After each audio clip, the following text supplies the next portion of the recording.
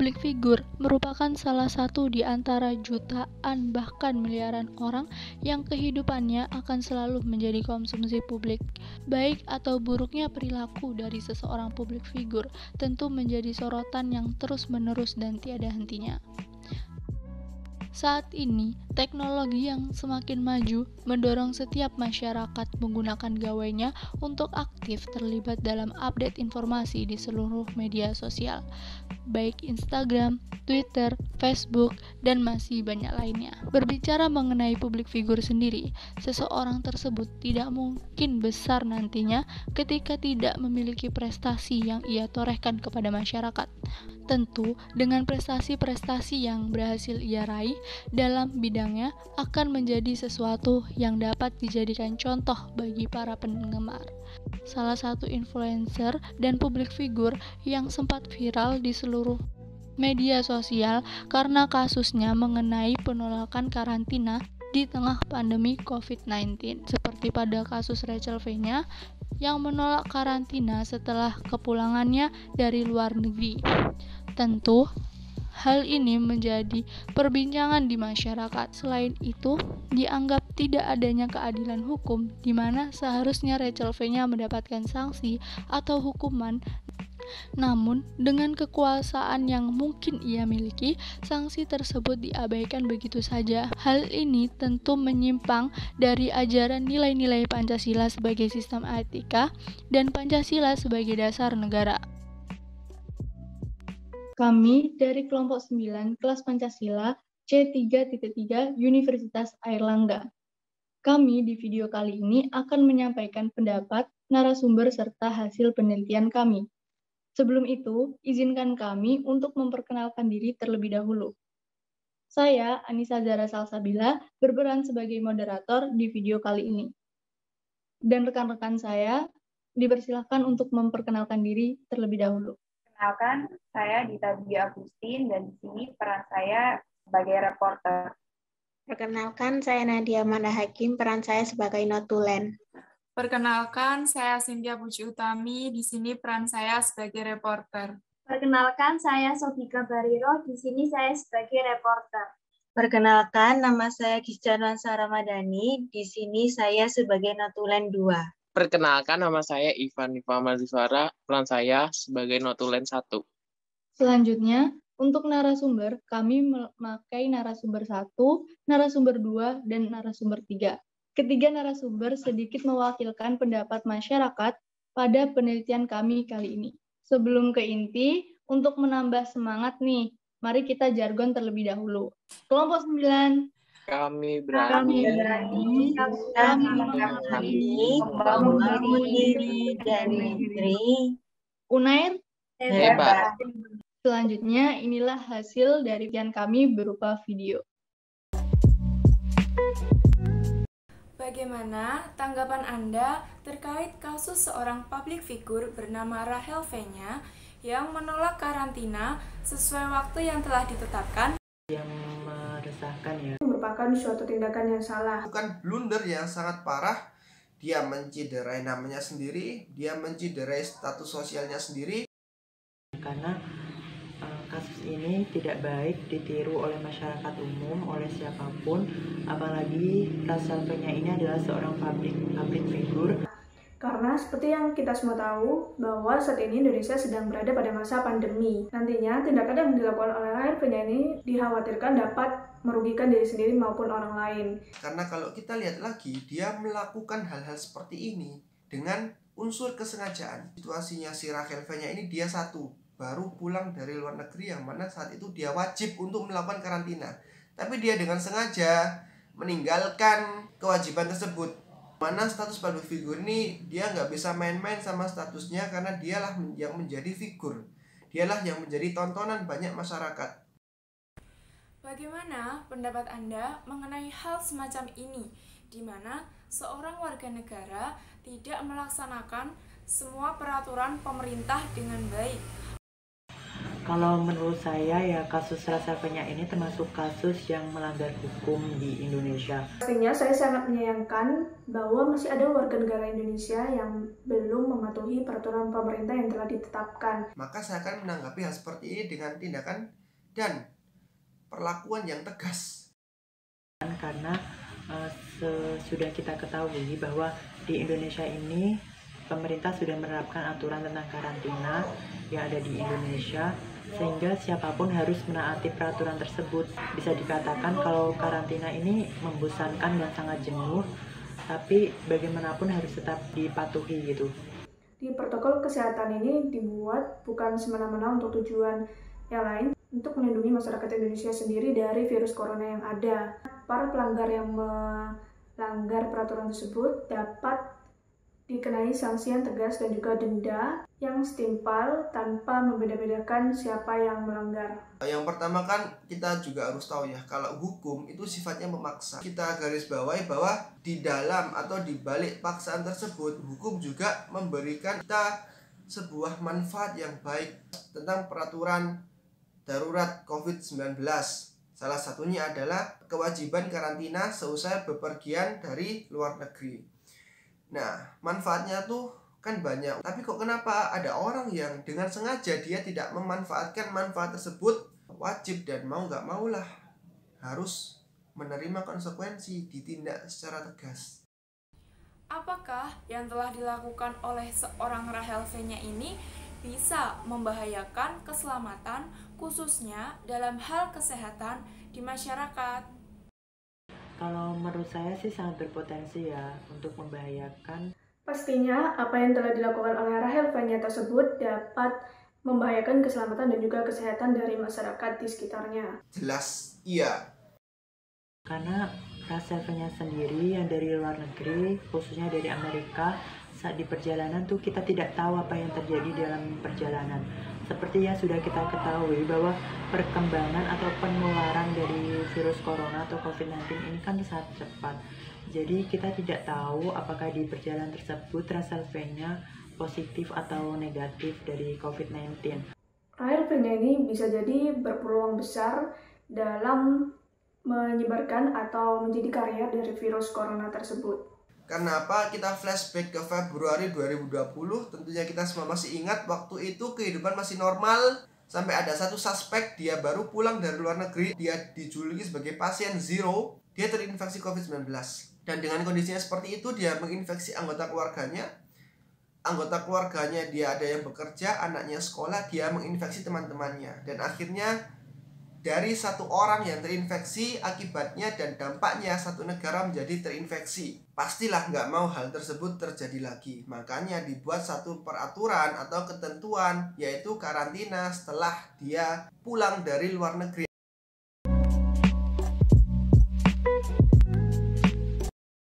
Bagaimana tanggapan Anda terhadap salah satu abdi negara yang membantu Rachel Fenya untuk kabur dari karantina? Baik, menurut saya hal ini itu seharusnya tidak usah dilakukan. Telah menyalahi aturan yang berlaku. Bisa kita katakan kalau si abdi negara ini, dia pasti melihat sebuah celah, sebuah peluang dari si Rachel Fenya. Itu sesuatu yang tidak pantas dilakukan oleh seorang abdi negara. Kita tahu bahwa seorang abdi negara itu pasti sudah disumpah, sudah diberikan janji untuk selalu setia dan untuk selalu cinta terhadap Ibu Pertiwinya, dan mereka seharusnya melaksanakan tugasnya, kewajibannya itu dengan baik dan juga dengan rasa tanggung jawab itu. Karena telah membantu seorang warga negara untuk tidak patuh terhadap hukum atau peraturan perundang-undangan yang berlaku. Nantinya ditakutkan akan muncul perspektif-perspektif rasa tidak percaya masyarakat kepada kinerja dari instansi abdi negara tersebut. Diharapkan abdi negara tersebut dapat mendapatkan sanksi yang tegas karena telah melanggar kode etik profesi yang berlaku. Ada dua sisi ya, dari sisi abdi negara ada Rachel Fenya-nya. Si abdi negara ini dia memanfaatkan fasilitas atau akses yang dimiliki Rachel Fenya. Kemudian Rachel Fenya pun menyetujui perjanjian di atas mereka berdua, maka si Rachel Fenya juga akan memberikan hadiah. Kalaupun Rachel Fenya nggak memberikan hadiah, Toh rasanya juga nggak pantas untuk sekelas orang seperti Rachel V-nya. Berarti kan dia belum menempatkan hukum di atas permasalahan atau ego pribadinya. Kalau kita menempatkan hukum di atas egoisme pribadi kita, maka kita akan menimbun egoisme itu atas nama hukum. Menurut Anda, seberapa influence atau berpengaruhnya atas tindakan Rachel V-nya sebagai public figure yang melanggar peraturan dan hukum di Indonesia terhadap masyarakat Indonesia? Menurut saya sih hal ini sangat berpengaruh ya. Tentu saja pengaruhnya sangat besar bagi masyarakat.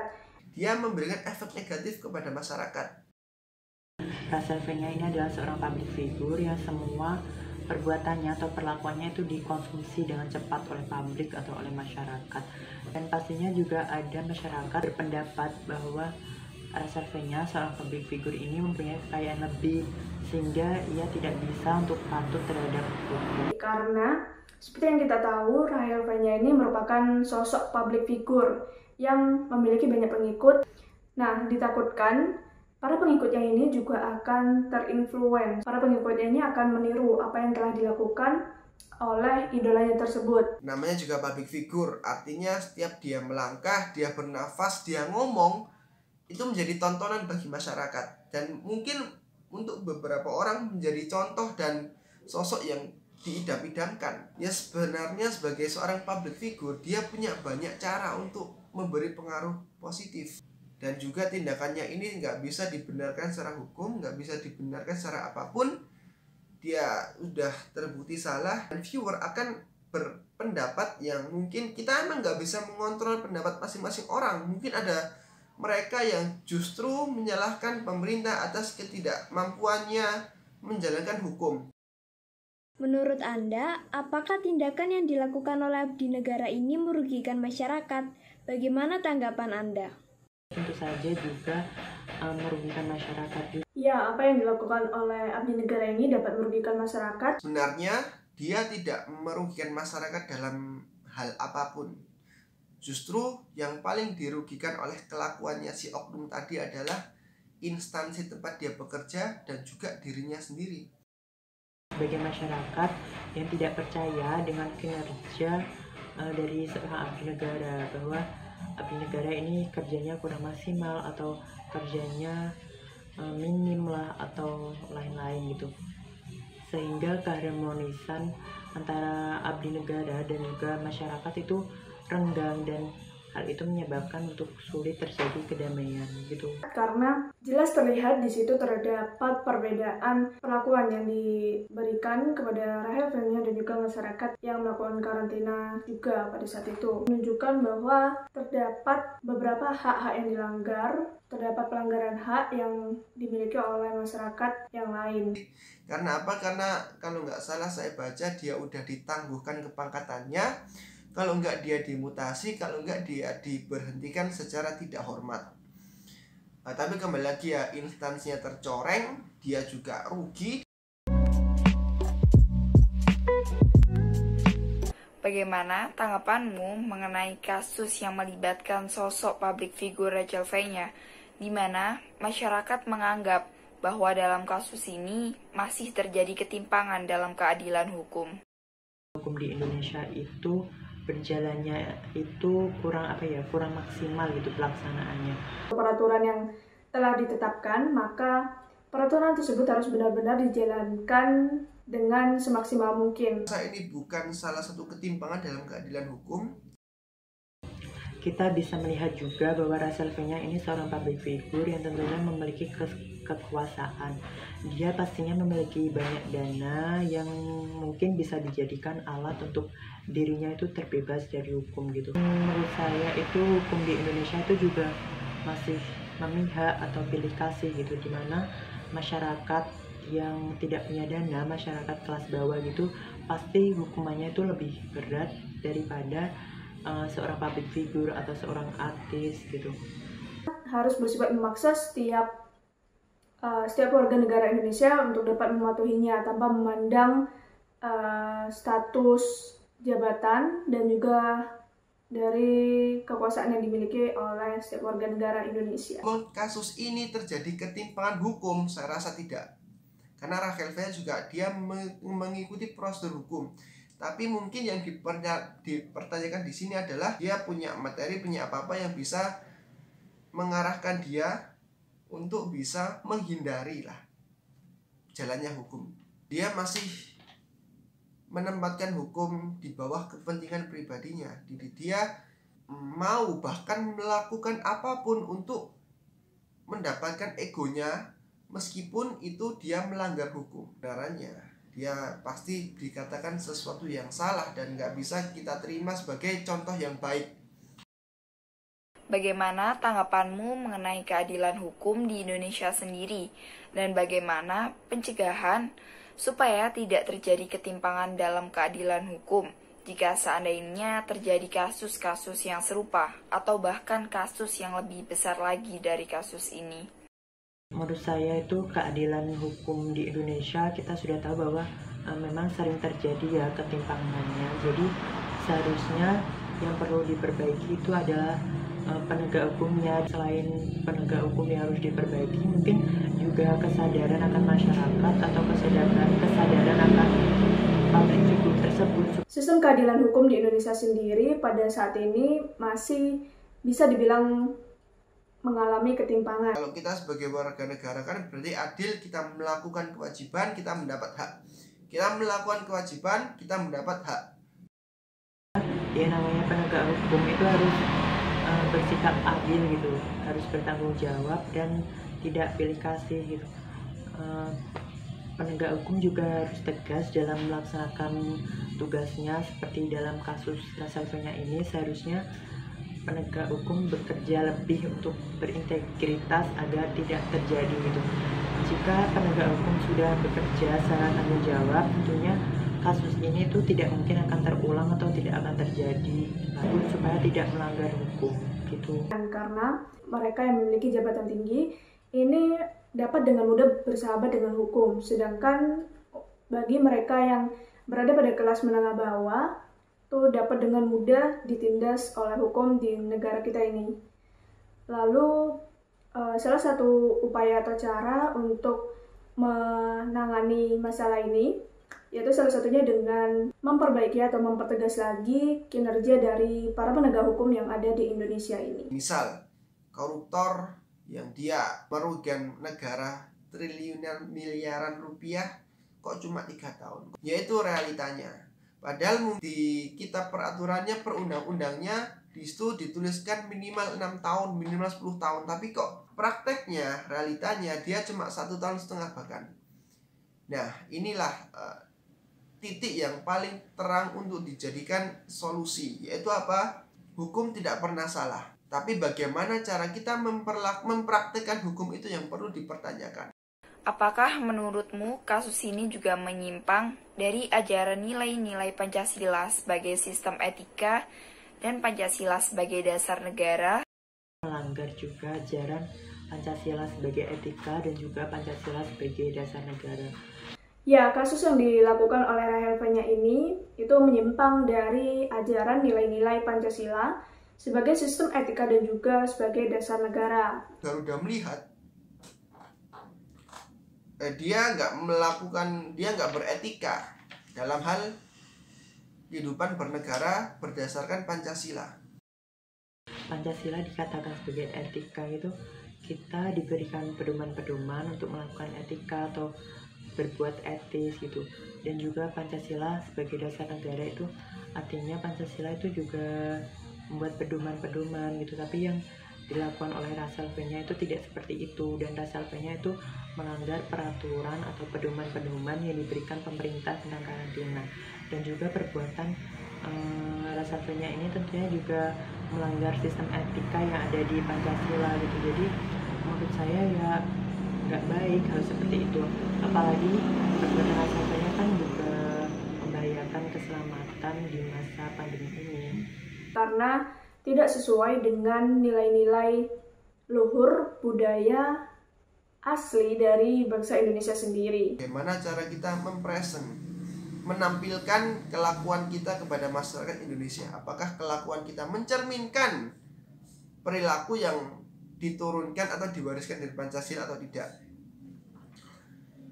Dan kita yakin ya nilai-nilai warisan nilai-nilai Pancasila sebagai sistem etika itu kan dia berarti berbuat sebagai warga negara dengan tujuan juga dengan langkah-langkah dan perilaku yang dia menjunjung tinggi nilai Pancasila, kemudian juga dia mewarisi tujuan bersama Pancasila. Tapi dalam kasus ini jelas-jelas dia melakukan penyimpangan ya, karena tadi bebalnya, egoismenya pun juga si abdi negara dia nggak mencerminkan etika Pancasila. Bahkan nggak usah bawa nama Pancasila, mereka udah bisa dikatakan mereka menciderai hati nuraninya mereka sendiri.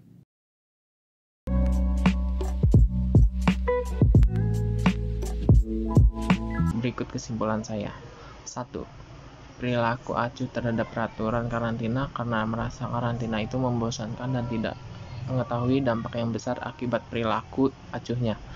Dalam kasus ini tidak dapat ditiru oleh masyarakat umum karena bersifat merendahkan hukum, karena dalam kasus ini pelaku melakukan pelanggaran hukum peraturan karantina dan terbukti menyogok abdi negara agar dapat meloloskannya dari peraturan karantina tersebut. 2. Tindakan pelaku salah karena diketahui Indonesia pada saat ini sedang mengalami pandemi. Karena itu kita semua masyarakat Indonesia patuh terhadap peraturan karantina yang ada. Dikhawatirkan tindakan pelaku dapat merugikan diri sendiri maupun orang lain, dan pelaku sendiri dapat menjadi salah satu faktor penyebab penyebaran virus corona. 3. Pelaku seperti mementingkan egois diri sendiri atau memiliki kepentingan yang lain yang bukan mendesak, dan pelaku juga seorang public figure yang menyebabkan mengotori nama baiknya sendiri. Jadi kesimpulannya adalah tindakan dari salah satu public figure ternama yakni Rachel Fenya yang telah melakukan tindakan menolak karantina sehabis pulang dari Amerika Serikat ini telah membuat kegaduhan di Indonesia. Pasalnya, perbuatan Rachel Fenya ini sangatlah tidak benar, apalagi di masa pandemi ini, yang dimana kita semua harus memiliki kesadaran diri atas tanggung jawab untuk mengikuti peraturan pemerintah, yakni menerapkan protokol kesehatan yang bertujuan untuk mencegah penyebaran penularan virus COVID-19. Sebagai public figure, seharusnya dapat mencontohkan perilaku yang baik kepada masyarakat dikarenakan pengaruh public figure sangatlah kuat dan bisa saja diikuti oleh masyarakat Indonesia. Selain itu juga, penegakan hukum di Indonesia masih sangat lemah. Pasalnya, seperti kasus Rachel Fenya ini, masih ada oknum dari abdi negara yang membantu tindakan Rachel Fenya ini untuk kabur dari karantina. Dan hal ini sangat bertentangan dengan hukum di Indonesia dikarenakan tidak mematuhi peraturan hukum di Indonesia yang dimana sudah jelas apabila sehabis perpergian dari luar negeri diharapkan untuk karantina selama 8 hari. Namun, jika tidak melakukan karantina, maka akan dihukum penjara selama 1 tahun. Oleh karena itu, seperti yang kita tahu bahwa kasus Rachel Fenya ini tentunya telah menyimpang dari ajaran nilai-nilai Pancasila sebagai sistem etika dan sebagai dasar negara, dikarenakan tidak sesuai dengan nilai-nilai luhur serta budaya asli dari bangsa Indonesia sendiri. Dengan demikian, tanggapan dari narasumber 2 mengharapkan bahwa apabila sudah ada peraturan yang telah ditetapkan, maka peraturan tersebut harus dijalankan semaksimal mungkin, dan juga peraturan yang dibuat harus dibuat dengan bersifat memaksa agar tiap warga Indonesia dapat mematuhi peraturan tanpa memandang status, jabatan, serta kekuasaan yang mereka miliki. Kesimpulan yang pertama, hukum di Indonesia saat ini masih kurang maksimal. Seharusnya, jika sudah ada peraturan yang ditetapkan, maka harus benar-benar dijalankan semaksimal mungkin dan dilakukan secara adil tanpa memandang status, jabatan, atau kekuasaan yang dimiliki. Yang kedua, hukum di Indonesia tidak pernah salah. Yang seharusnya diperbaiki adalah kinerja dari para penegak hukum. Para penegak hukum harus lebih tegas dalam melaksanakan tugas, sehingga tidak mengalami ketimpangan. Selain itu, juga harus ada kesadaran hukum untuk mematuhi peraturan yang sudah ditetapkan. Yang ketiga, kasus ini tentunya menyimpang dari nilai Pancasila sebagai sistem etika dan sebagai dasar negara. Pada nilai tersebut, kita diberikan pedoman etika dan kehidupan untuk bagaimana kita berbuat, bertingkah laku baik sebagai warga negara Indonesia yang menjunjung tinggi nilai Pancasila. Izinkan saya dan rekan-rekan saya untuk menutup video kali ini. Mohon maaf jika dari kami ada salah kata, mohon dimaklumi. Sekian dari kami, dari kelompok 9, kelas Pancasila C3.3, Universitas Airlangga. Terima kasih.